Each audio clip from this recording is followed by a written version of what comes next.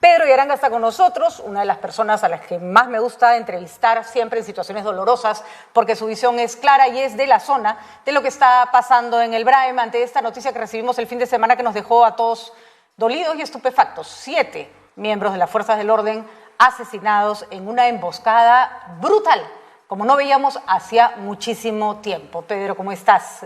Gracias por atendernos. Sé que estás ocupado y que te has dado un tiempo. Te agradecemos muchísimo. Buen día, efectivamente, sí. Gracias. Es un día doloroso, demasiadamente doloroso y digamos, después de algunos años recién vimos este tipo de matanzas. En realidad es una emboscada que se repite más o menos desde el año 2019, porque el 2020 fue un ataque a la Marina, donde murió un marino. Luego antecede a las elecciones de la segunda vuelta pasadas la muerte de 16 personas, también a cargo de este grupo del militarizado Partido Comunista del Perú, que en otras palabras sigue siendo el mismo Sendero Luminoso, porque suelen hacer eso cuando no están seguros de emboscar a la policía o las Fuerzas Armadas. Esta vez lo han hecho con la mejor capacidad y con gente selecta. ¿Qué grupo, Pedro, es el que toma esta acción contra las fuerzas del orden y cuál podría ser la motivación detrás? Porque puede ser generar más zozobra en un país que ya está bastante convulsionado, o a veces son razones específicas, como la matanza de estas 16 personas, que tenía que ver con una mezcolanza, ¿no es cierto?, de cuestiones desde ideológicas, operativas, hasta problemas en el lugar. ¿Qué motiva y quiénes son los que están detrás de esto, Pedro? No dejan de tener objetivos totalmente políticos. Sendero Luminoso en 1980 inició esta acción armada y muchos interpretaron de diferentes maneras. Finalmente, después de 7 años, recién entienden que tenían objetivos claros: tomar el poder a través de las armas. Conociendo al enemigo, recién pudo, en parte, tanto la policía como las Fuerzas Armadas, en alianza con los campesinos que se denominaron los comités de autodefensa, lograron, por ejemplo, controlar sobre todo en la Sierra Central. Por eso es que no se cumple ese proyecto que técnicamente estaba bien planteado por Abimael Guzmán: cercar del campo a la ciudad. Más bien los pobres, que en 54% más o menos eran las víctimas, de acuerdo al informe de la Comisión de la Verdad, logran ganarle la guerra a Sendero Luminoso. Pero después, en los años siguientes, en todos los gobiernos consecutivamente, nunca hubo una real toma de decisiones. Por eso es que estamos arrastrando por más de 40 años el tema de Sendero Luminoso. En sus diversos, digamos, etapas y focos. Por un lado, algunos todavía alzados en armas, y por otro lado, todavía estamos arrastrando el tema del trabajo político ideológico a través del Movadef. Pero a la vez, Pedro, muy ligado a las economías ilegales, ¿no es cierto? Hay una suerte, que siempre hubo, una suerte de contubernio, de yo hago laberinto para que no entren, te libero un poco la zona, entonces yo mato policías y tú sacas coca o haces minería ilegal, ¿no es cierto? Hay un componente muy delincuencial que no necesariamente había en los 80, que había otras cosas horribles, ¿no? Bueno, Sendero Luminoso siempre tuvo esa relación con un sector de las economías ilegales, básicamente con el narcotráfico. De lo contrario, jamás hubiera podido costear el largo costo de lo que ellos llamaron la lucha armada o el mantenimiento del ejército guerrillero popular. Por eso es que casi a finales del 81-82, Abimael Guzmán analiza todo eso y envía a un grueso equipo con Artemio Alguayaga para controlar las pistas clandestinas. Después de controlar el Huallaga, inmediatamente controlan el Braem, cosa que se equiparó todos los gastos. Pero no estoy diciendo que Sendero Luminoso o estos remanentes controlen toda la droga, no, solamente de un sector, es decir, solamente lo necesario. Y Pedro, ¿cómo van las investigaciones? ¿Qué posibilidades hay de dar con los responsables?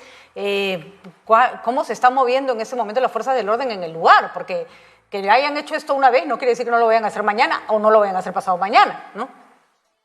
Efectivamente, eso es bastante complicado, Patricia. Por ejemplo, ellos hacen esta acción, luego se repliegan a diferentes zonas. muchas veces las fuerzas de orden pueden captar las informaciones, que esto se va a saber posteriormente, pero es bastante peligroso ir detrás de ellos, porque ellos saben controlar el terreno, se ubican con una especie de guerra de pulgas y luego hacen daño en el monte. Por eso es que siempre es necesario previamente trabajos de inteligencia. Yo no estoy de acuerdo en las operaciones netamente militares. Toda operación tiene que anteceder con un riguroso trabajo de inteligencia. ¿Por qué falla la inteligencia, Pedro, en este caso? Lo que pasa es que con el señor Castillo hemos tenido serios problemas con los órganos de inteligencia.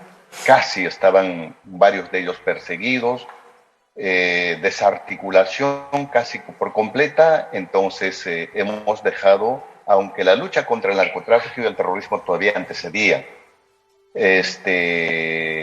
y actualmente, bueno, recién están un poco reorganizando y están retomando, porque seguir a estos grupos es bastante complicado.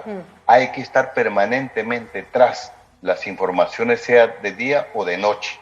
Luego, hacer los trabajos previos necesarios, finalmente entregar al equipo especializado para que dé el golpe necesario.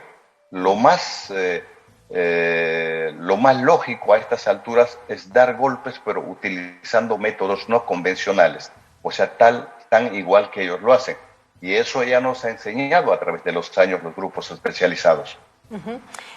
Pedro, y finalmente, hay quienes en este momento hablan de la presencia de Moadef, es innegable, existe, siempre ha existido, la hemos visto operar además en distintos niveles y claramente hay un nivel de la violencia que se ve en las marchas que está infiltrado por movimientos de esta naturaleza.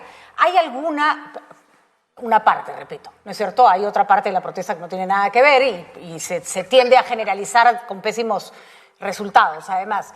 Pedro, ¿hay alguna relación, hay alguna reivindicación desde el BRAEM con respecto a lo que está ocurriendo en el resto del país? ¿Alguien que dice, estamos ganando, eso tiene que ver con nosotros? ¿O siguen siendo temas separados? No, ellos siempre están al tanto de todo esto. Y ellos, cuando hay conflictos, ese es el mejor momento que aprovechan. En este caso les ha salido redondo esta emboscada. No es común que realicen, sobre todo cerca a una población donde están las mejores bases en el BRAEM, ¿no? Pero a veces suelen acercarse para un trabajo específico. Este es un trabajo totalmente planeado, con trabajo de inteligencia. Es más, cuando ellos ya buscan el objetivo, ellos no se mueven hasta lograr, hasta sus necesidades hacen en el mismo lugar. De eso, bueno, la práctica les ha enseñado. Y la única forma de vencerlos a ellos, de golpearlos, es también utilizando esos métodos no convencionales. Muy bien, Pedro. Triste la realidad que estamos viendo. ¿Se sigue perdiendo la guerra en el BRAEM? Bueno, mientras no tengamos un trabajo de inteligencia sostenido en el tiempo, siempre vamos a tener problemas. Hasta ahora, lógicamente, todavía no le hemos ganado. Militarmente tampoco en el lado político-social. Ese lado es donde hay que trabajar. No basta el trabajo policial-militar. Sobre todo hace falta todo un trabajo social y político. Me estoy refiriendo a cubrir las necesidades esenciales de la población a nivel general, que eso es lo que hace mucha falta en el país. Ojalá que los gobiernos levanten la cabeza. Ojalá, Pedro. Muchísimas gracias y ojalá que no volvamos a tener un episodio de esta naturaleza en muchísimo tiempo y que veamos alguna vez pacificado el BRAEM. Muchísimas gracias, Pedro. Que tenga un buen día. Gracias por haber conversado con nosotros. Buen día, Patricia. Igualmente.